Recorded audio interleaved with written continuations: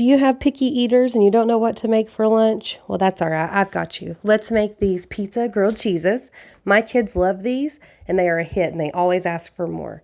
You'll just take 2 pieces of white bread, then you'll cover those with mozzarella on both sides. Don't be stingy. You can put as much as you want on there. The more, the meltier. Now, after you get both of those covered, you're going to go ahead and you're going to move on to pepperoni.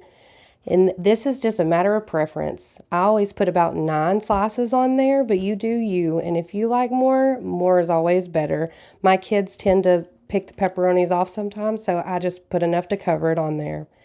After you have your skillet heated up, you'll go ahead and place butter on it. You'll get that butter fully melted. Just move it around on your pan or skillet. I have this little flat griddle that I use, but any kind of skillet on the stove would work just fine. All you're going to do is grill it like a grilled cheese. So there's no trick or any kind of special cookware needed. I just use what's most convenient for me.